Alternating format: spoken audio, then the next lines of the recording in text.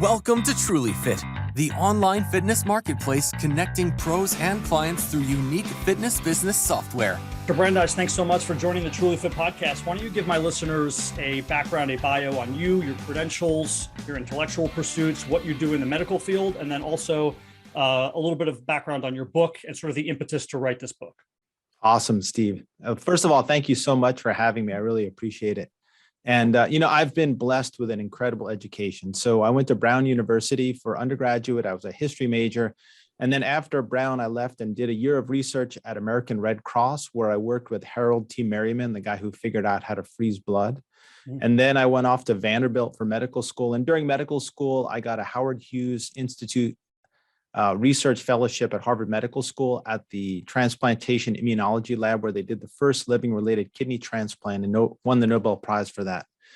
And then after graduating medical school, I went off to UCLA and trained in surgery and then urology and did research with Dr. Mark Litwin, who's kind of the father of quality of life outcomes research in urology. And then off to Walnut Creek, California, up in Northern California, where I joined a urology group and had the pleasure of starting the surgical robotics revolution. We had the second Da Vinci surgical robot in the country, and I was a super early adapter of that. I built the Kidney Stone Center. I built the MRI-guided prostate biopsy center. And about 3 years ago, I became really interested in regenerative urology. So the ability to improve erectile function in men who are past the ages of 50 or 60 or 70 when things didn't seem to work anymore. And I was able to regenerate blood flow in a way that men who weren't previously able to have erections were now able to have erections. And then that led to an interest in hormonal therapy and then muscular rejuvenation and then total kind of male wellness and health. And that led to that, and the time created by COVID led to me writing The 21st Century Man, which is the most comprehensive and medically accurate men's health book ever written. And it's not just me, it's 60 of my close friends and colleagues who are writing about chapters on things that they know about that I'm not necessarily an expert about. So I try to stay in my lane. I know what I know and I know what I don't know. So the 21st Century Man really is packed with high information density, kind of the cliff notes of everything you need to know, both physically, mentally, emotionally, relationship-wise, and sexually to succeed in life after 40. I really enjoyed the book. I think that was a good terminology you used, a good word to describe it, a cliff notes. It reads like a journal in some parts, but not these sort of high-level esoteric journals that the average person couldn't read. But then you mix subjective and objective so well, where you have the hero's journey and then you sort of cap it off with relationships. It's not just about the objective. And in addition to that, like you said, you have all these experts coming in that pick out why all of these like sort of interwoven topics mean a lot to men's health, right? People typically just think, okay, it's hormones and it's exercise. No, there's so many other things. And it was a very comprehensive, but still an easy and fun read. Yeah, Steve, you totally get it. I mean, you really do. It's, so many of these things are interwoven, but there are a number of themes that go through the book, and you hit the nail right on the head in terms of the hero's journey. The first and the last chapters of the book are all about the hero's journey, because, I mean, let's be perfectly honest. We all know, don't eat too much, don't drink, don't smoke, don't do drugs, exercise every day, get some good sleep, be nice to people, do some stretching, do some meditation, right? Like, who doesn't know that? But at the end of the day, most of us don't do all those things. And so the question is, why is that? And that's a lot of the time that I spend with my patients really is unpacking, what are the roadblocks that are getting in the way of you doing the things that you need to know, to do. Once you get through those roadblocks, then the second part of it is, okay, here's the data, here's the science about what you should be doing. But if you don't unpack that roadblock of, why are you eating too much? Why at 10:30 at night are you eating ice cream, or potato chips or whatever? Then it doesn't really matter what you know. You have to motivate your client or your patient to do the things that you're telling them to do. Otherwise, you're both wasting your time. Well, let's start at the beginning, because in order for you to do that, they actually have to walk through the door, right? You can't book appointments for them. maybe you can, but they don't have to show up. So why is it that it seems like, I don't know if it's just Americans or it's the Western culture, are more likely to go to a dentist appointment than they are to book their PCP to get a checkup? Yeah, absolutely. Well, I mean, first of all, the thing to know is 100 years ago, women lived 1 year longer than men. And guess what? Now women live 5 years longer than men. Okay. Men are actually living less long than we did 15, 20 years ago. And that's even before COVID. And that's because of alcohol, opioids, and suicide, right? Diseases of despair. And men are 50% as likely to go to the primary care as their spouses, right? And there's this ethos of, I'm tough. I can take care of myself. I'm the guy that takes care of other people. I don't need any help. I can, I'm tough. But you know what? That attitude now it's passé. It's stupid, right? You have to, the same way that you take care of your car, right? What if you said, shit, my car doesn't need oil. I'll drive it 100,000 miles. It doesn't need oil, right? Your car's not going to last that long. And your 20s and 30s kind of trick you because you have the capacity to tough it through it, right? Like when I was in my 20s or 30s, I did stuff, go out all night or whatever, and then go to work the next day. But I'm 54 now. You can't do that anymore. And the damage that you do to your body in your 20s and 30s comes back to haunt you in your 40s and 50s and 60s and 70s. Yeah, as a personal trainer, I have to sort of convince a lot of my clients, a lot of whom have a lot of money, to say, if you treated your body like you treated your bank account, you'd be much better off. And you're going to have the most amount of money when you're the least capable of using it. Why would anybody want that, right? You want to take that trip to Italy when you're retired? Well, if you're in a wheelchair or if you got your toes cut off because you have type 2 diabetes, then who really cares? You can't walk around Rome. So I wish people would look at it that way. One of my roommates in medical school, he called up his father. His father's a famous neurosurgeon. He said, Dad, can you buy me a BMW? And so his father's like, no, AW, I'm not going to buy you a BMW. You have to work hard and, earn it. And he said, yeah, but by that time I'll be old and bald like you. What'll be the purpose of having the BMW? There you go. Oh, that's funny. Yeah. Yeah. So one of the things that really helps me motivate men is numbers. Mm-hmm. Guys love numbers. Because we're competitive and we want to beat our labs. Is that what you're saying? We want to come back I think in general, we're pretty analytical. Mm-hmm. Right. So, you can look at yourself in the mirror, but I think most guys look at themselves in the mirror, kind of pull their chest up, suck their gut in and say, I look as great as I did when I was 20. But I put people on a body composition scale when they first walk into the office. Right. And that body composition scale doesn't lie. It gives you percentage of body fat, left arm, right arm, trunk, left leg, right leg, and visceral fat, I assume. Yeah, visceral fat versus superficial fat. So it really is an eye-opening experience for people that think that they're still 20 years old, but then they look and their legs are 90% of norms. They have 40 pounds that they need to lose. And I look guys in the eye and say, listen, if I put a 40-pound backpack on my back all day, I'd be exhausted by the end of the day. My knees would hurt, my hips would hurt, my feet would hurt. I'd be pissed off. I said, that's what you're doing every day. Yeah. And then on top of that, a lot of guys walk in, right? Because everyone loves working out beach muscles, right? Everyone loves beach muscles, biceps, triceps. But when you get older, and I deal with a lot of guys who are in their 50s, 60s, 70s, I show them the world record for the 100-yard dash. And from 20 to 60, it's pretty stable. From 60 to 80, the slope dramatically increases. And from 80 up, it's pretty close to vertical. And I tell them, the quality of your life, your ability to travel, your ability to go upstairs, your ability to keep your balance and not fall is going to be dependent on how much weight you're carrying and the strength of your legs. And if your legs are weak and you're fat, guess what? You're going to fall. And when you fall, 50% of guys die within 5 years. Yeah, I've heard that statistic before. I've had a lot of clients who've had that issue, unfortunately, and have fractured or shattered femurs or tibias or something. And then again, they get in a wheelchair and they get what we call deconditioned, right? Because they can't do anything. And then it just spirals out of control. And exactly. I've told this story a lot in this podcast. I had a client coming to me who was in their early 60s, and they said, my only goal is to get down on the floor to play with my grandchild and to get back up. And to me, it was so disheartening to hear that you're in your early 60s and that's sort of your athletic prowess at this point. And it's because we let ourselves deteriorate. We don't go to the PCP and we don't do these things. And I think what are the other motivating factors that you use outside of numbers? Do you try to use scare tactics in sort of a positive way?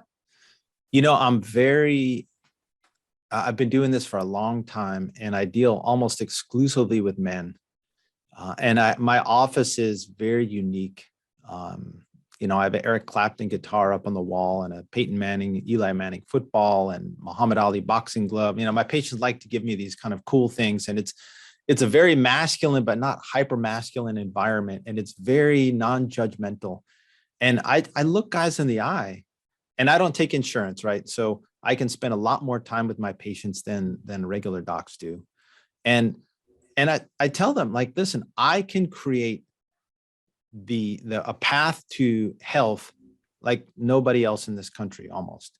But I'm not going to follow you home. I'm not your mother. I'm not going to tell you what to do. It's entirely up to you what you do and the results that you get. And you can come in anytime you want, and you can get a body comp, you can get this, you can get that. But in the end, it really has to come from you. And sometimes I have to wake people up. I have to really tell them things that they don't want to hear, but I do it in a way that's it's sort of non-judgmental. Sometimes you have to be a little harsh with people because you accept that they need it. I one time I said something really I used some colorful language with a guy, and he was the CEO of a big company. He really was taken aback. And then the next week he came in and he hugged me and he said, you know what? That's what I needed. And I'm going to make a change. Yeah. Much like a good coach or a good leader, you have to kind of assess each person individually and then adjust accordingly, right? You might have a client where you have to be pushy with them because you know their personality, and another client where you don't have to, or patient, excuse me. But let's jump into some of the science here. Low T, that's a reason why men start gaining weight into old age, as far as I know. Can you explain sort of the ranges of testosterone, when it starts to dip down, and why exactly it's maybe overlooked by the general population to not look at these numbers more closely? Yeah. So, I always start with my son, who's 15 and a half years old. So 2-3 years ago, his testosterone was probably around 200 or 300, right? And now he's almost 16. His testosterone's probably close to 1,000. Mm-hmm. And he turned from this scrawny kid into this big muscular kid in 2-3 years. And then testosterone peaks at about 20 years old. And every year after that, it'll go down 1 or 2%. On top of that, you have IGF-1, you have human growth hormone. So there are a number of other hormones that decline, testosterone being really the most important. And it's almost like a dimmer switch. If you're in a room and someone every hour turns the dimmer switch down 1 or 2%, you're not going to notice, right? And from 20 to 40, you're kind of cruising through life. And then you hit 40 and testosterone is really starting to drop a little bit more. And the other thing is we live sedentary lifestyles, right? So if you're a hunter and you're out on the plains trying to kill deer or wildebeest or water buffalo, whatever, your testosterone's got to be super high because you have to kill something, a big animal to eat. If you're a farmer, farmers are tough too, but sowing seeds is a little bit different. And if you're an office worker who is just sitting in an office chair all day, your body's not incentivized to make that much testosterone because your body's smart, right? Why would your body make something you don't really need? And then a lot of men are obese or fat, right? So 40% of men are fat or obese. The estimates are by 2030, half of men will either be obese or fat, right? And fat actually converts testosterone into estrogen, right? It's called aromatization. So everyone thinks, men are from Mars, women are from Venus, testosterone and estrogen are vastly different hormones. But if you look at the chemical structure, the only difference between testosterone and estrogen is one single hydrogen molecule atom, right? The smallest unit of matter is the difference between a male hormone and a female hormone. And so it's it's easy for your body to flip testosterone to estrogen. And most people think men have testosterone, women have estrogen, but no, we have both hormones just at different ratios, right? So testosterone begins to creep down faster in some people, less fast in other people. And then you get to a point where you're in your 50s or 60s or 70s and you develop what's called hypogonadism or low testosterone, right? And so testosterone gives us muscular strength, so you lose muscle. It gives us the ability to burn fat, so you start to put on fat. You lose libido, you lose motivation, you lose focus, you lose drive. It's hard to sleep. You start to get aches and pains because your muscles aren't as strong, so your bones and joints and ligaments need to work a lot harder. Mm-hmm. And that's clinically when men get low testosterone. And so there's a difference. I have guys who have a testosterone of 200 and they're happy as a clam and they're having sex with their wives and they look reasonably physically fit and I wouldn't touch their testosterone. And I have guys that have testosterones of 400 or 500 that, you know, once you rule out other stuff. So the reason you actually go to a doctor is because if you go to one of these online services, they're just going to put you on testosterone. But if you have obstructive sleep apnea, guess what? Those symptoms are the same as low testosterone. If you have hypothyroid, you have the same symptoms. So you have to make sure that you rule out some of those other things before you put someone on testosterone. Can you talk about some of those variables? Maybe it is receptor sensitivity and things of that nature, why somebody at 200 could potentially feel great and why somebody at 750 might feel like they have low T. You know, humans are complex.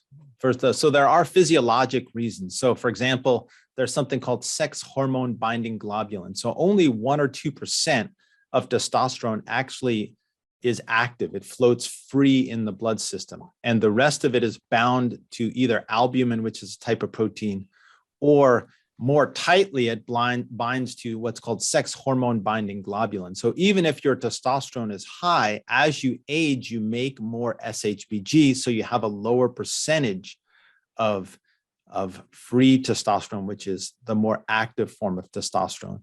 The other thing is, you know, we're all motivated differently. Some people sort of their engine's a little bit more wound up and other people are a little bit less motivated.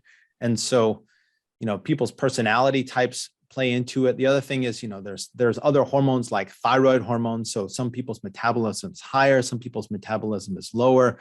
There's sleep factors, right? I had a patient the other day, 42 years old, came into my office, looked reasonably healthy, but he had obstructive sleep apnea for 20 years. And guess what? He's not getting REM sleep, so he's not getting erections. He's tired all day, so he doesn't feel like working out. And so there's so many other factors that come into play, what you eat, your family history. And so humans are complex and you really have to unpack everything in somebody's life before you make some of these big treatment recommendations. And if you believe this question for some reason is out of your area of expertise, you could pass on this, but is the normal recommended, is it still HCG why somebody is on testosterone therapy, or is it some sort of other AI, or it depends on who you are specifically and what your levels are? You know, so I can only speak for myself. Yeah. And I have very long discussions with my patients about putting them on testosterone because there are negative effects of being on testosterone. First of all, it'll grow your prostate. Second of all, if you have aggressive prostate cancer, you know, it'll make that worse. It will shrink your testicles unless you put someone on something like Clomid. Some people will lose their hair, you know, for you and I, it doesn't really matter. But, and the other thing is, you know, after you've put someone on testosterone for 3, 4, 5 years, your body will really lose its ability to make testosterone. So you're basically committing that person to testosterone for life. And the other thing is I always have patients talk to their partners or spouses on, because there's an equilibrium in relationships that occurs. And if you're upsetting that equilibrium because, you know, all of a sudden you're going to be on testosterone, it may upset, you know, a lot of us in the medical community forget about relationships. But if you look at the Harvard longevity study, which is the longest study of men, their health, and not just physical health, but psychological health, emotional health, relationship health, et cetera, the single most important finding of the largest study and probably the best done study ever in the history of men is the quality of your relationships is the most important factor in your health. And for anybody who might not understand exactly what you're saying, I'm going to try to unpack it, and then you can jump in at any time. But let's say somebody decides to go on testosterone because their numbers are low and they're feeling sluggish, and Dr. Brandeis says, okay, I think this is right for you, and then their sex drive goes up. But they used to be sort of equivalent to their wives, and now it's not. And now that could throw a wrench in your sort of relationship, right? And I think these are things that I would hope that physicians sit down with their patients and say, hey, listen, this could change your personality slightly. Things like your sex drive, or maybe your urge to work out, and all of these other things, which can in turn almost be like building a new relationship, and your partner has to be ready for that. Yeah, absolutely. Well, I'll give you a great example. So I was at UCLA when Viagra came out, and some of my professors actually won the Nobel Prize and published the original research on nitric oxide and also how PDE5 inhibitors like sildenafil or Viagra actually work. So we were one of the first places in the country, in the world, to get Viagra. And there were people streaming into UCLA to get Viagra. And guess what happened? Like, some people 6 months later were deliriously happy because they were able to have physical intimacy once again with their partners. And the other half of the people were really pissed off, right? Because their wife just accepted, like, this is not going to be part of our life anymore. I'm going to go drink wine with my friends and play tennis or something like that. And the guy's like, well, I'm just going to go play golf. And then all of a sudden he's coming into the bedroom with an erection, but the wife's like, who the hell are you? And so anytime I make an intervention with my patients, I talk to them about the effects on the spouse. In fact, I had a patient who was like 65 years old. He came in, was having a lot of difficulty getting an erection. We did a lot of work, low intensity shockwave therapy and PRP and the nitric oxide boosting supplement, PD5 inhibitors, vacuum erection device, the whole 9 yards. And 3 months later, he's raring to go. And, I love getting stories back from patients. That, to me, that's like the most rewarding. That's like how patients pay me back, is they bring me great stories. And that's kind of what keeps me going.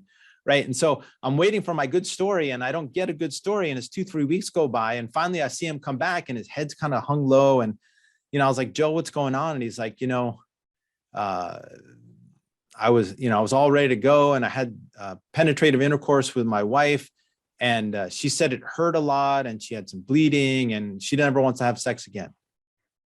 Right. And I didn't ask, is your spouse on estrogen? Is she postmenopausal? What do you guys use for lubricant? And so now that's part of what I talk to patients about. And the average physician visit is 16 minutes and 14 seconds. There was a huge study on 100 million charts done by Cerner, one of the largest electronic medical record companies in the world. You got 16 minutes and 14 seconds. So if you're talking to a guy about a million different things, you're probably not going to have time to ask him about what lubricant he uses. But guess what? It's important. Yeah. And that's advantage to you, not having to deal with that. I know my wife's a pediatrician. I talk about this a lot. A kid will come in, supposed to be just your regular checkup, child checkup. And he goes, well, my teacher thinks I have ADD. My mom thinks I have depression, and I'm starting to have sex, and I sprained my ankle. Well, now I got 11 minutes left, and I have to deal with 4 different issues. So which one do I pick? And that's why it's great that you have a different business model, and you're able to help patients out and not be so structured and limited. Yeah, but I help doctors out too. And I'll tell you why. Okay. So I wrote a chapter in the book on how to make the most of your doctor visit. Right. Because I had insurance-based practice for 20 years. So I understand all this stuff. Right. And so if you go to the 21stcenturyman.com, so all written out in letters, you can get it as like a free ebook. And there's also a video. So this is really important, because we all go to the doctor, or we all should go to the doctor. And it's important to get the most out of your doctor's visit. The same way, like my lawyer, he's $750 an hour, right? Lawyers are expensive in the Bay Area, right? So every minute I'm there is $11. That's like lunch for me, right? Every minute is lunch. And so I want to got to make the most of the time I have at my attorney, right? You got to make the most of the time you have at your doctor's office. So don't talk about the weather. Don't talk about sports. Don't talk about your pet cat. Okay. First of all, come in there with your whole medical history typed and printed out. Second of all, a list of your medications with your doses and maybe even medications that you've been on in the past that didn't work, right? Why should a doctor put you on a medication you already tried? But if you don't tell them that you've been on that medication and it didn't work or you got side effects from it, how would they know? Third of all imaging studies you've had, maybe ever, or at least in the last 2 years, right? So why, if he's going to order an MRI and you had one 3 or 4 years ago, first of all, maybe it's normal. Second of all, it's something you can compare. What was it like 3 or 4 years ago to what is it now? Any other diagnostic studies? Have you had an EKG, an EEG, any of that kind of stuff, right? Then write up your history of present illness, right? So I hurt my back three weeks ago. It started out 10 out of 10. I heard it lifting a sack of concrete, right? It was just like it happened 5 years ago, and I ended up needing an epidural, and then it got better. But I had an MRI back in those days. So anyway, as much detail as you possibly can put in there, and then make a list of questions, right? Sit before you come to the office, write down, type it up, a list of questions you want answered, and hand that packet to the doctor. I guarantee you'll have a big smile on the doctor's face. Like, I have a voice dictation system. I dictate all the pertinent positives, everything that I need. That'll take me about 3 or 4 minutes. And guess what? You got 13 minutes and 14 seconds of my time to go to the next level with you. That's great information. And knowing, my wife's some struggles, a patient may assume that a fax came through for one particular thing or another, but it doesn't always happen, right? So then that could waste 2 or 3 minutes. The patient assumes that they have the facts of, let's say, the EKG, but we don't know what that is. And then that changes the whole conversation of dialogue. So to have that information, I'll also say to expedite anything, to kind of, I know this sounds bad, but to have the questions there leaves the sort of emotions aside. And that expedites things too, because people will come in very emotional to the doctor. They want to explain all the little details. This is what happened, like with this whole scenario. Before you know it, you've had 7 minutes discussing basically what the question is my ankle broken? And you've wasted all that time. So I think having those questions in advance takes a little bit of the emotions out of it and gets quicker to the point. Absolutely. And the thing is, it's a different relationship now between doctors and patients, right? So 20, 30, 40 years ago, the doctor sat on the top of a tall mountain and controlled all medical information. But now, so I'll give you an example. When I was doing research at Harvard Medical School Library was the biggest medical library in the world that had 1 million volumes, right? Journals and books and all that stuff. And people from around the world would fly to Harvard Medical School, pay a lot of money to be in the library. And because that was the place to be. Now on your little cell phone, it's the equivalent of 10 Harvard libraries. And so patients, I love actually when patients come in with like, well, this is what I think it is, or can I try this supplement, or what do you think about this? My third cousin was on this and it worked really well. And then I go and I unpack that with them. Well, let me take a look at the list of ingredients. So let's go, I'll do PubMed searches with my patients in the office and say, does testosterone improve diabetes? I don't know. Oh, look, there was a study in Journal of Sexual Medicine a couple months ago that showed that putting someone on testosterone actually improved diabetes. Let's talk a little bit about prostate numbers. We mentioned that before. I am 37, so I haven't really had those numbers checked on a regular basis. I do twice a year just because I get my labs done twice a year myself, but it's not something I'm hyper concerned with. But as I get over 40, I'm going to have to be.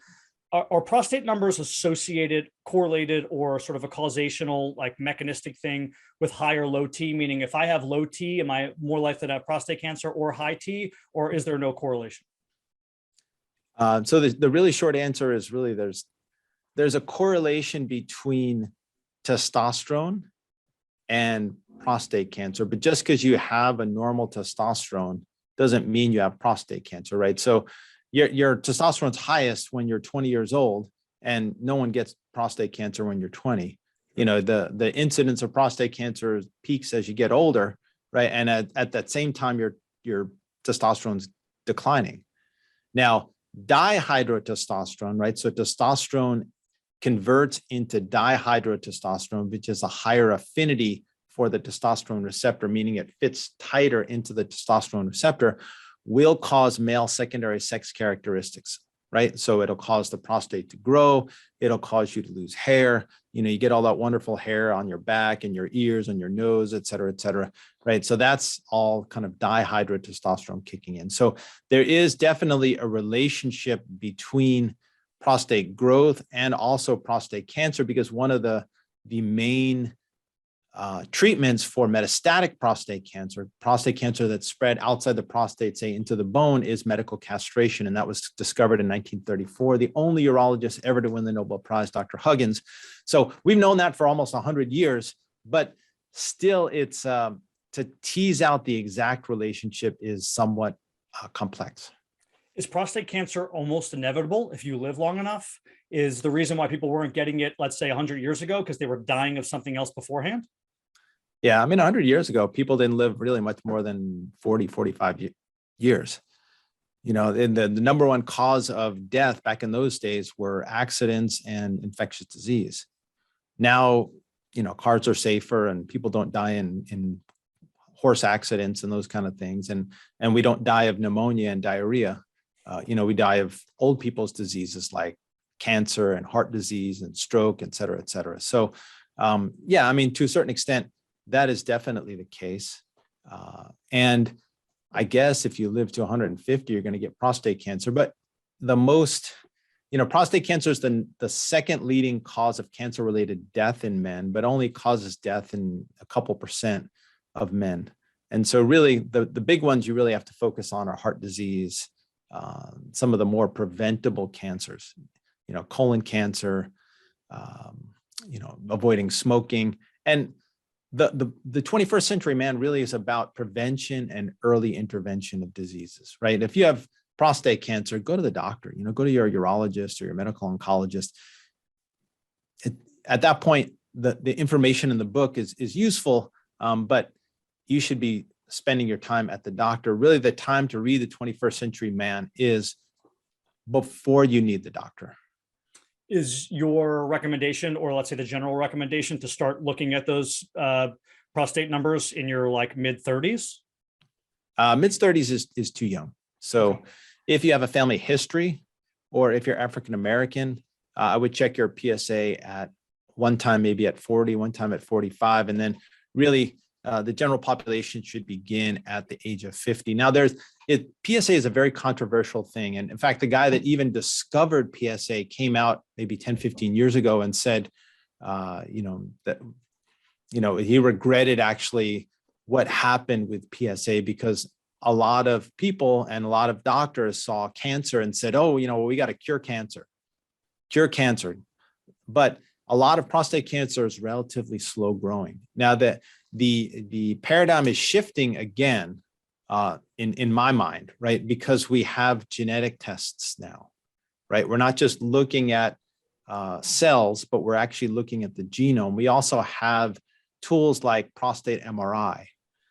And so we're able to much better determine aggressive prostate cancer versus non-aggressive prostate cancer. We're much, much better able to advise patients when they should just keep an eye on prostate cancer versus when it needs to be treated aggressively. And so for a long time, I think it was right to be very, very conservative about PSA and about prostate cancer. But, what we've seen since PSA got a D rating from the US Preventative Task Force, and since COVID, right, because a lot of people weren't going to their doctors, is now all of a sudden we're picking up prostate cancer at a much later stage when it's really, really hard to do something about it.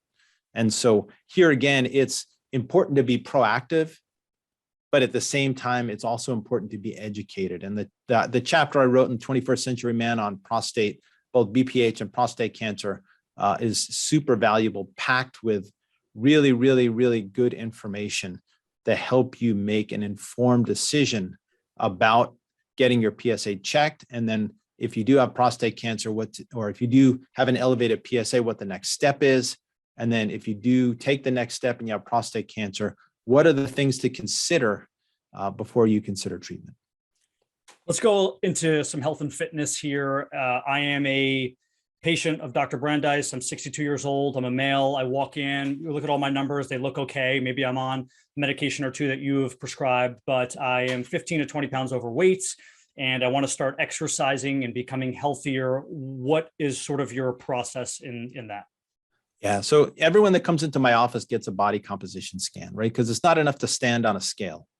Scale doesn't tell you all that much, right? Even a body mass index doesn't tell you that much. You need body composition, right? You need to know how much muscle you have in each arm, each leg, in the trunk. You need to know what your basal metabolic rate is. You need to know what your percentage of body fat is.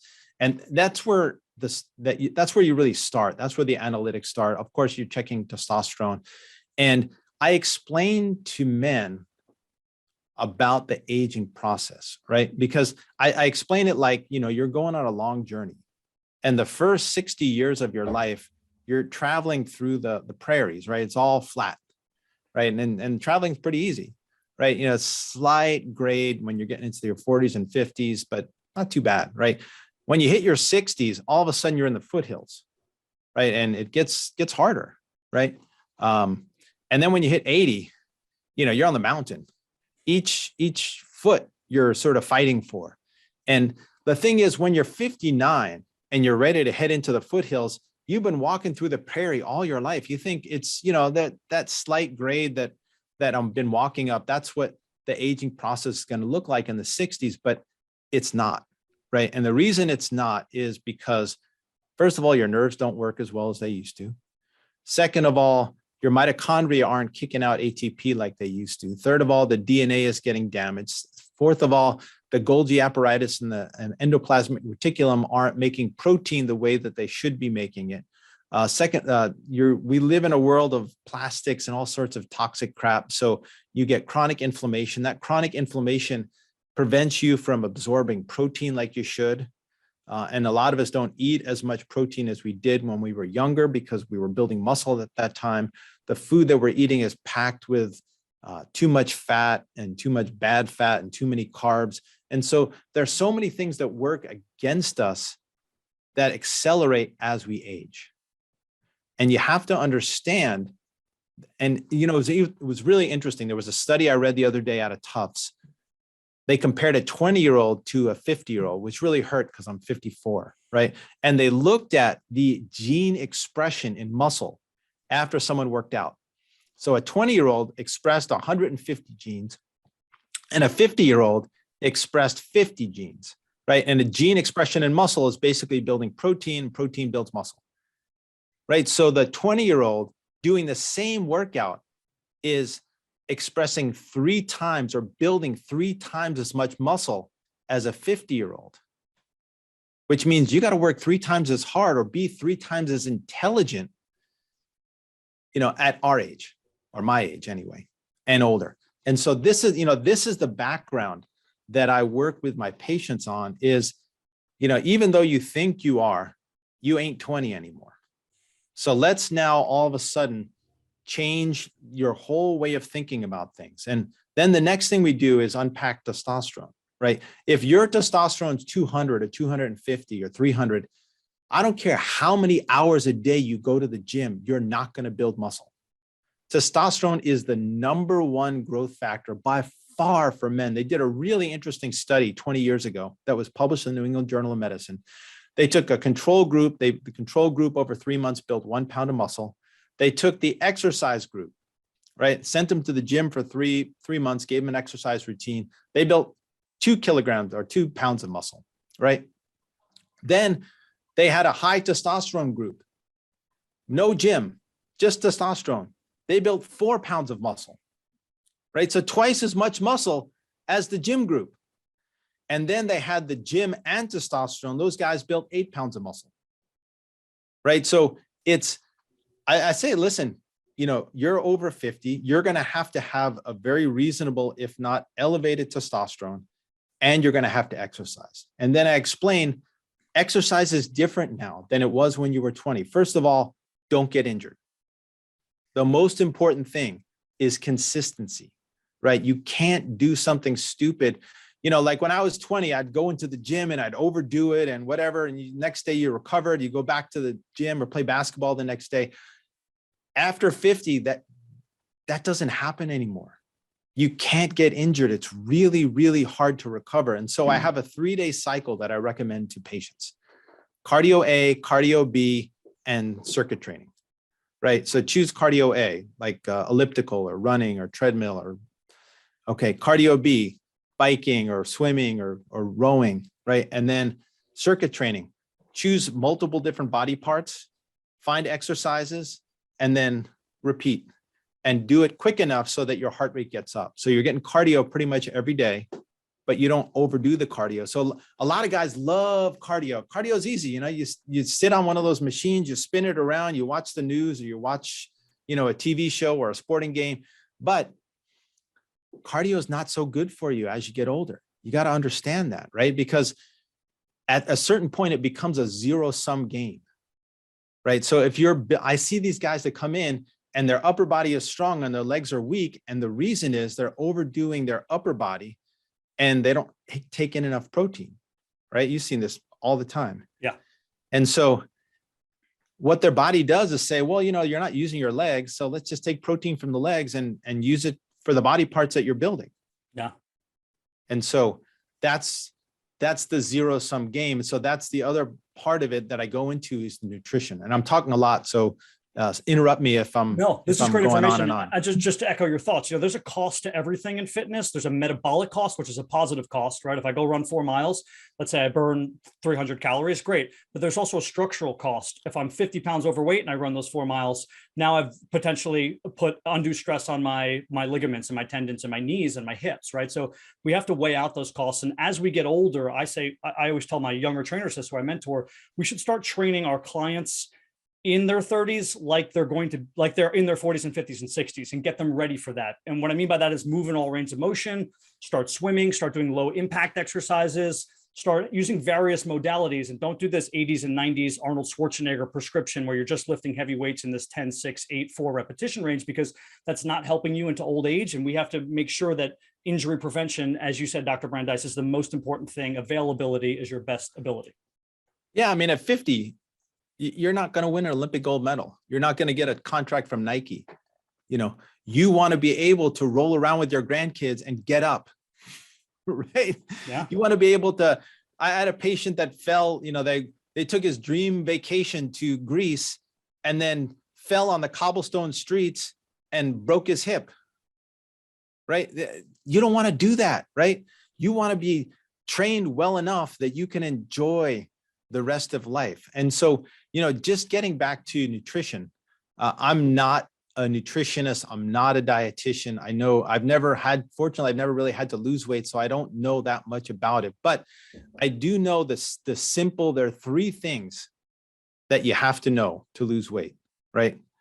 And it's amazing that people really don't know them. First of all, you have to know how much food you're taking in, how many calories, right? I tell people, listen, don't tell me you're trying to lose weight if you're not counting calories. If you're not counting calories, it's all bets are off, right? If you're trying to save money and you don't know what your salary is, how are you going to try to save money? Yeah. Right. Then you have to know how much you're spending, right? You have to know what your basal metabolic rate is. If you don't know what your true BMR is, not like a computed off the computer, but a true one, because it varies tremendously with how much muscle.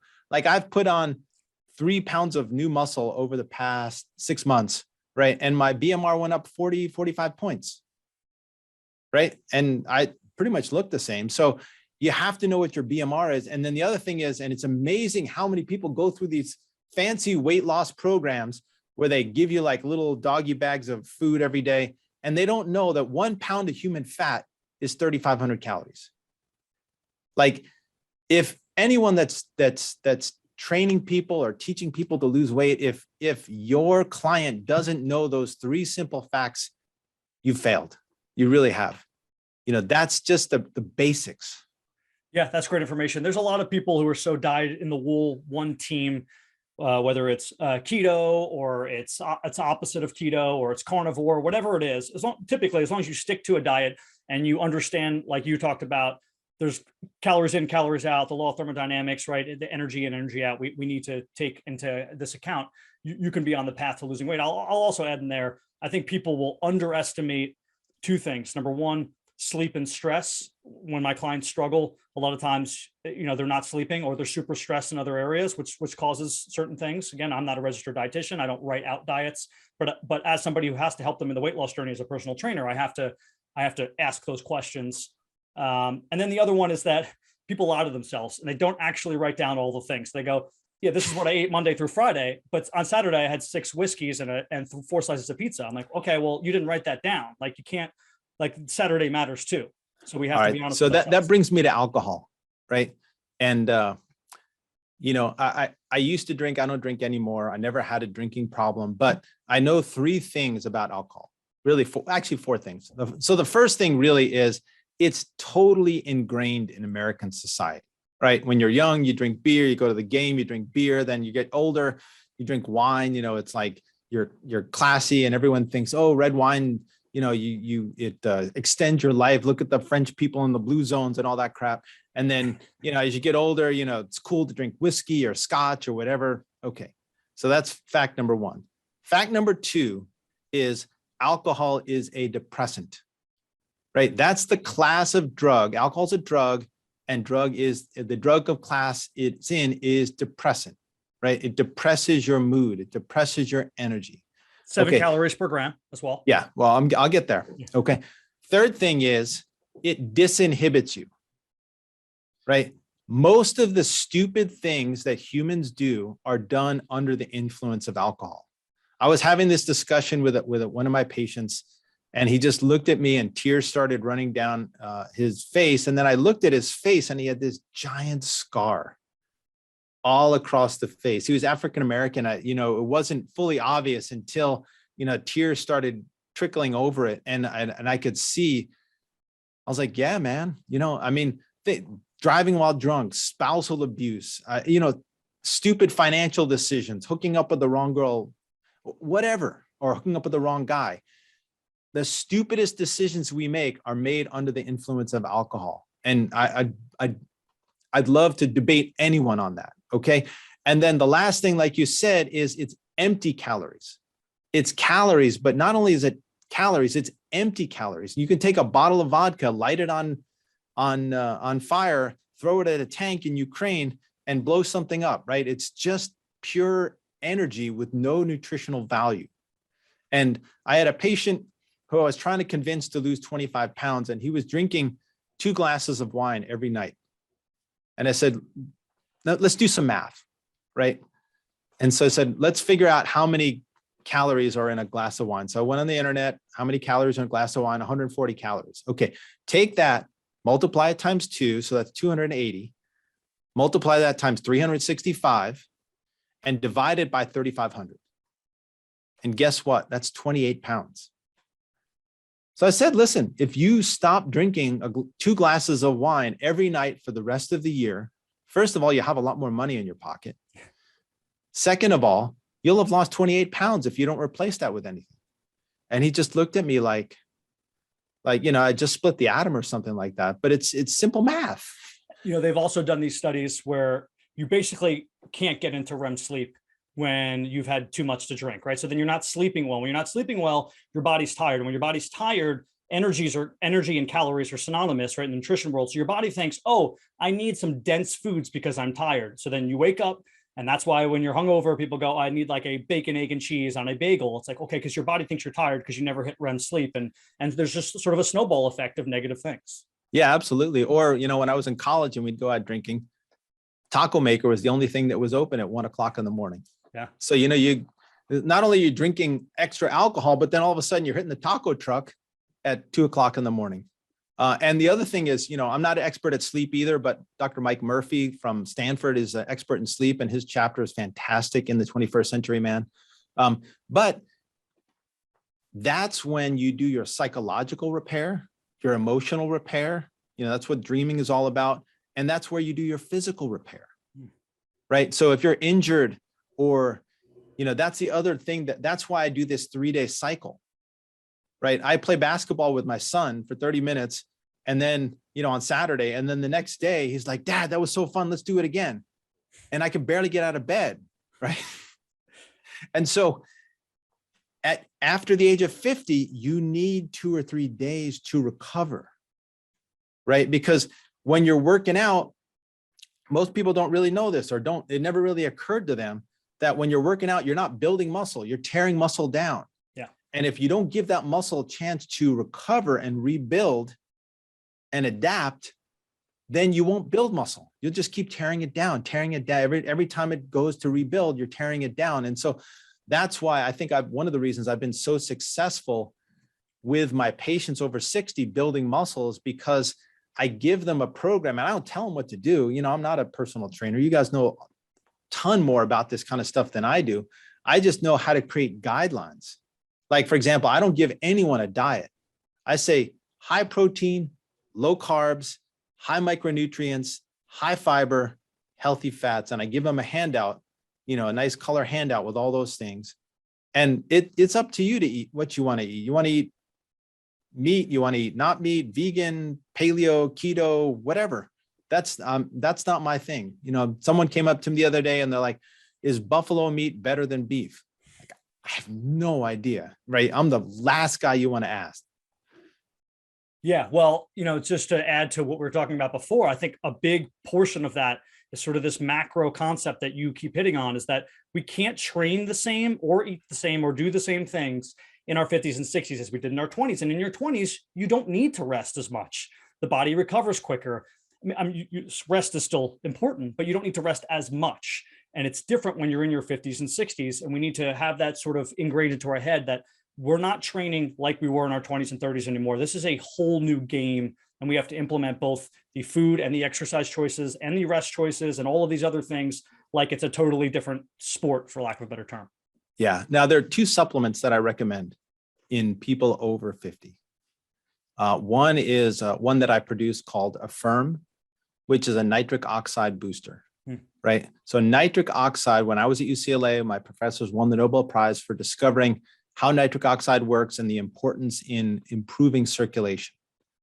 And it's really there's thousands and thousands of articles written on the benefits of nitric oxide. And what nitric oxide does is it's released from nerves onto blood vessels and helps blood vessels open. So it improves circulation. It naturally decreases blood pressure. My blood pressure this year at my primary care doctor's office was 10 points lower than it usually is, because I take 4 Affirm tablets a day, right? So my circulatory system is naturally more open, more pliable. My heart doesn't have to work as hard. Okay. And it improves circulation to the brain. A lot of elite endurance athletes boost nitric oxide before and during and after workouts. It improves circulation to the penis, which is why, I'm a sexual medicine expert. It's essential. It works synergistically with PDE5 inhibitors like Viagra and Cialis. It's excellent even for COVID.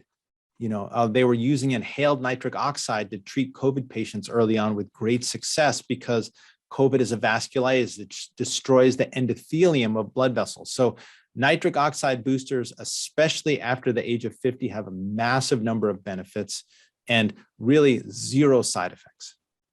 The other thing that I put people on when they're trying to build muscle and they're exercising is creatine, right?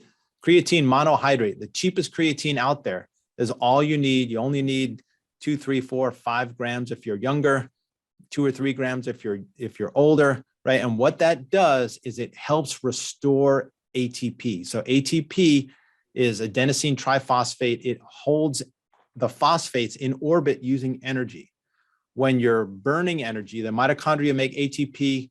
When you're burning energy, it releases a phosphate. That energy that it used to hold the phosphate gets used by your body, right? But now you have an ADP and a phosphate kind of floating out there, and creatine is what grabs onto the phosphate and puts it back on the ADP to make ATP, because your body recycles everything. And so, there's like not a million, but, thousands of articles on creatine. Yeah. There's very little negative side effects from that. And if you're trying to build muscle and you're trying to maintain energy, And guess what uses 20 to 50% of energy at any given time in your body? Your brain, right? So not only to help workouts, but it's been shown to improve brain function. Yeah, and creatine's very cheap, like you said. It's been well studied. There hasn't been a lot of negative side effects. In addition, when you're building muscle, a lot of times you do have to sort of work out in those higher weight, lower rep ranges. And when you do that, you are using that phosphate system, right? So it's not like running a marathon where we're sort of in anaerobic. This is where this kind of 4 to 12 second push where we need that extra rep and that heavy weight. That's where we're using that system. And that's why it's important to have that creatine, because that extra rep matters when we're building muscle and sort of pushing our muscles past that line of what they're supposed to do. So we tear them down and then we rest, like Dr. Brandeis says, and we eat properly and we build them back up. Yeah. You know, the one other sort of secret weapon that I have is this thing called M-Sculpt. I don't know if you've ever tried M-Sculpt before, but it's like, remember Rocky 2, where he fought Dolph Lundgren, right? Drago. I think that's Rocky 4, but yes, Rocky, I do. Maybe it's Rocky 5. Yeah, you're right. And he's hooked up to the Drago's hooked up to all those. Yeah. So like Rocky's, you know, in the woods with the carrying rocks and carrying logs and running through the snow, and Drago's like hooked up to all these monitors and stuff like that. So this is straight out of Rocky 4. Yeah. Right. So it uses high intensity focused electromagnetic waves. So it creates an electrical field. So think of it like a TENS unit, right? So a TENS unit uses direct current. So direct current, if you remember from your high school physics class, is kind of like a racetrack, and it takes the path of least resistance. So you can't really build muscle that well with the TENS unit because it doesn't go deep into the muscle and it goes through the skin where it creates heat. And so what these folks at BTL did is they created a machine that uses electromagnetic fields to contract muscle. Wow. And so, you know, you watched the Oscars last night, anyone with a 6-pack abs was using M-Sculpt, right? A lot of professional athletes now are starting to use M-Sculpt. I have a bunch of 49ers that come to the office. I talked to the head trainer for the Philadelphia Eagles a couple of months ago. This is really a remarkable technology. And in my experience, and I'm doing some studies in my office to prove this, it builds muscle 10 to 15 times faster than you could build it in the gym. And are you doing any work whatsoever, or much like no, you're just lying down. You're just lying down. Yeah. I mean, if you go to my YouTube channel, which is Brandeis MD, I have a bunch of videos of myself doing M-Sculpt. I have a 25-minute video that explains really the science behind it. I have a video with some of the 49ers using it. And, you know, these guys are remarkable in remarkable physical condition. And they're not using M-Sculpt to get into physical condition. But, you know, if you're 6'2" with 120 pounds of muscle and you're competing against guys that are 6'2" with 120 pounds of muscle, you know, every last little bit helps, you know, to win Super Bowls and stuff like that. You know, you're looking for that tiny little bit of extra help. Sure. You know, I'd love to wrap this up with how your book wraps up, talking about relationships. We already talked about that a little bit, but if there's anything else you want to say, whether it is the 4 temperaments or why it's so important to understand the relationships, because I do feel like there might be, and this is just me playing devil's advocate, but sort of a philosophical side that says, well, why would I want to go on testosterone, or why would I want to try to be different than what I am? Isn't like evolution like purposely making me become less aggressive and less sexual desirable? And shouldn't I just sort of go into old age that way? But you know, talk about why you believe that's maybe not the case, and why understanding relationships will get you to still avoid that, but also being physically capable to do what you want to do day to day. Yeah. So, you know, first of all, evolution has made it so that we would get eaten by tigers at the age of 35. So, you know, we live a whole lot longer than we used to. And there's something called lifespan and there's something called health span. So lifespan is how long you live. Health span is how long you live well, how long you're healthy for. And so really what I'm focused on with my patients is, what is their best health span? How can I help them live well, like good, happy lives into old age? And then, you know, relationships, you could be, in great shape, have all the money in the world, eating right and working out and whatever. But if you come home and your wife's pissed off at you, you're not going to have a good day and you're not going to have a good night. So there's amazing chapters written by Brett Beaver, who's a family therapist, on different types of therapy, reasons to go into therapy, how to listen better. There's a great chapter written by a divorce attorney on how to avoid divorce. There's chapters on depression, anxiety. There's a great chapter on work-life balance written by Robert Bonfiglio, who's the president of the California Psychological Association. There's chapters on vitality. So, even if you have the physical plant all together, and even if you're a smart guy, you still have to master the EQ, the emotional aspect and the relationship aspect of life if you want to be truly happy. And, there's something in the book. I mean, there's not just one thing. I mean, there's tons of things in the book that every man struggles with. The book isn't meant to be read cover to cover. I would suggest that you read The 21st Century Man, read the introduction, read the first chapter, go through the table of contents and find things that interest you, that are relevant to you, that pique your interest. And then the last bit of the book is a chapter on inspiration written by Brian Bandmiller, who's a national news correspondent, a chapter on gratitude written by Bernie Churchill, who is my favorite surgical professor, and a chapter on leaving a legacy written by my business advisor, Larry Biannotti. So, inspiration, gratitude, and legacy should all be things that we have at the end of life. Yeah, that's a great point too, that there's probably something going on in that book that is relevant now. But what I will say is there's going to be something relevant later too. It's a book you can go back to, right? Because as we age and as our relationships change and as our bodies change, those things are going to be inevitably coming up, whether it's you having a prostate issue, whether it's you having sleep issues, whatever that is. And it's a good book to say, okay, I remember this was a chapter in here. Let me go back and see what the experts said to make sure that this is all in line. Well, awesome. Let's let everyone know, where can we find this book and find more about you, your website, and what's the easiest way to get the book?